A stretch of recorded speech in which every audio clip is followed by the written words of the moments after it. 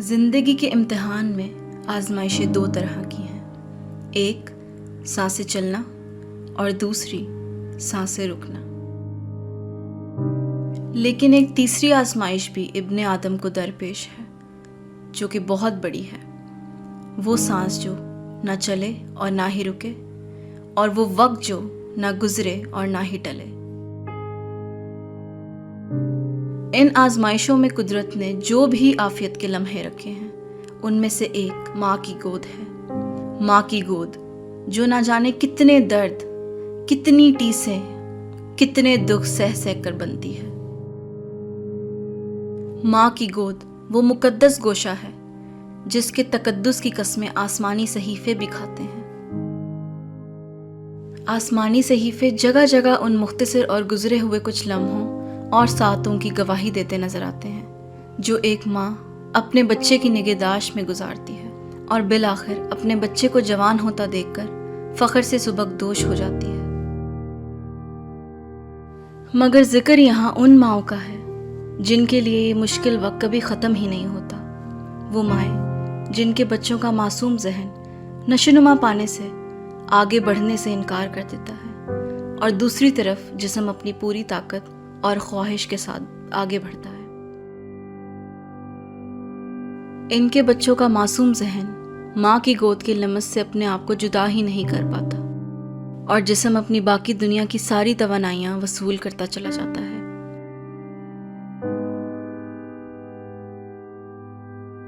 اسی کشمکش میں وہ بچہ اپنی ماں کے لیے شاید زندگی کی سب سے بڑی آزمائش بن جاتا ہے۔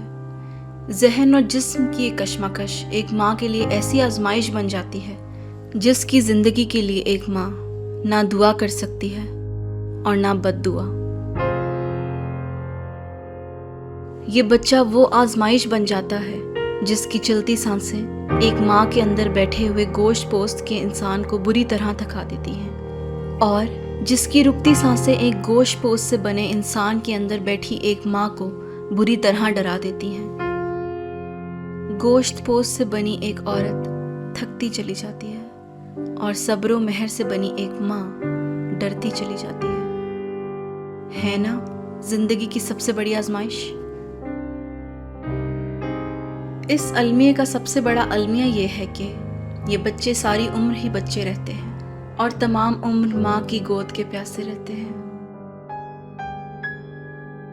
مگر ماں کو تو چھوڑ کر جانا ہوتا ہے، اپنی گود کو بھی ساتھ لے کر۔ لہٰذا بچے زیادہ ہو جاتے ہیں اور مائیں کم، تلاش کرتی آنکھیں کئی ہوتی ہیں مگر گود صرف ایک۔ اس زمین پر کچھ ایسے دل والے بھی ہیں، ایسے درد والے بھی ہیں جو ان معصوموں کے لیے ماؤں کی گود تلاشتے پھرتے ہیں، حقیقی ماں کی گود نہ سہی پر سچی ماں کی گود، زندگی کی سب سے بڑی آزمائش اور زندگی کا سب سے بڑا اجر۔